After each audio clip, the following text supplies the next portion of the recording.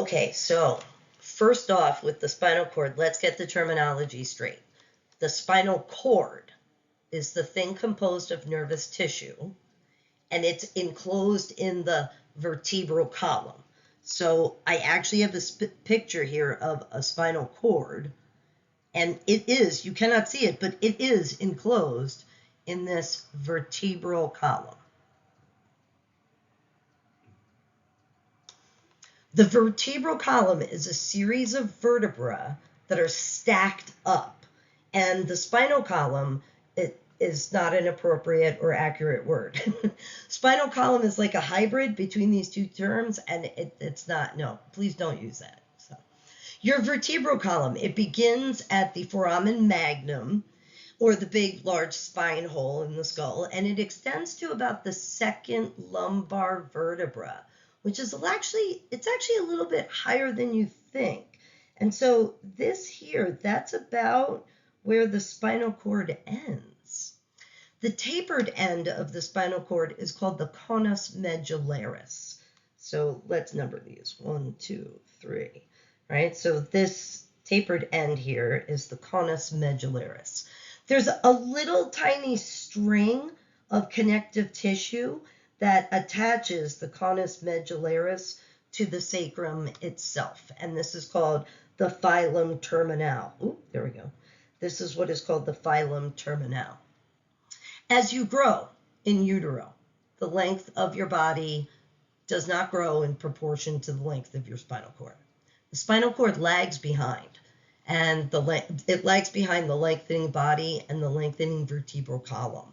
So because the spinal cord can't keep up, it starts to grow nerves out of the cauda forming the cauda equina in an effort to reach the growth demand. These nerves, leaving the conus medullaris, have this horsetail appearance. And so that's why we call this the cauda equina. I've included this vertebra here on the right to remind you that the spinal cord is the structure that is encased in that vertebral foramen, or the big hole in the center, right? I want you to clearly remember that the vertebrae stack together and the spinal cord is threaded through those holes. There are two places along the spinal cord where it is enlarged. And this occurs in the cervical region and in a lumbar region. These enlargements simply reflect the amount of peripheral tissue that's served by the nerves in that area of the spinal cord. So nerves in the enlargement, this one being the cervical and this one being the lumbar, nerves in these enlargements leave and innervate your limbs. That's a hand that I just drew there. That's a hand. If we were to take transverse sections of the spinal cord at different levels, we'd see that there's different proportions of gray matter, and that's what you see over here on the right. The increased amounts of gray matter are in these enlargement areas, and it's these increased amounts that reflect the control of the limbs. The spinal cord has a white chocolate candy shell and a dark chocolate center. This is opposite of the brain that has an outer cortex of gray matter. We're going to spend a lot of time with this diagram over here on the right. I've blown up a vertebra to show you how the spinal cord is threaded through the vertebral foramen. But I want you to look at these nerves that are coming off either side of the spinal cord.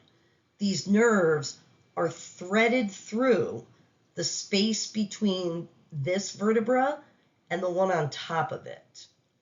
Now, if your discs, your intervertebral discs, are nice and plump, the discs will prevent the vertebra above this from collapsing and pinching these nerves between them.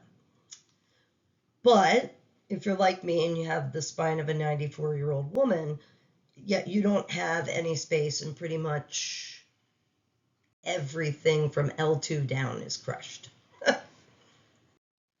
We will discuss crushing vertebra, fusion, spinal cord stimulator, and all of that stuff. But before we do that, Let's do a little anatomy with some landmarks. You should print out a bunch of these pictures so that you have them and you don't have to keep redrawing it. This is a transverse section of the spinal cord, most likely lumbar, but we're just going to use this distribution of gray matter as our basic example.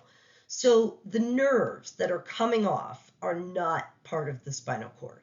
They're technically part of the peripheral nervous system, right? So anything that's contained in here is the central nervous system. Anything off of this would be the peripheral nervous system. But we're going to cover these structures here, these nerves that are coming off the spinal cord. We're going to cover it with the spinal cord. So when we first look at the picture of a transverse spinal cord, we want to tell the front from the back, or dorsal from ventral. We're going to switch from using anterior and posterior to using dorsal and ventral. So dorsal will mean back or posterior, and ventral will mean front or belly.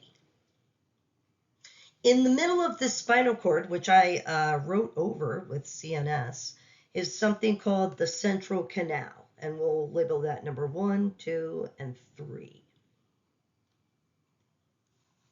The central canal runs through the entire spinal cord, and it circulates cerebrospinal fluid, which is just basically filtered blood.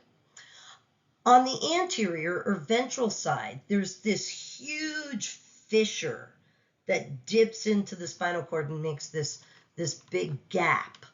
On the opposite or dorsal side, there is no fissure, but there's a sulcus, which is like a fold. When you receive a transverse section of the spinal cord, you should always start with labeling the anterior fissure and the posterior median sulcus. There are 3 posterior median sulci, but there is only 1 posterior median sulcus.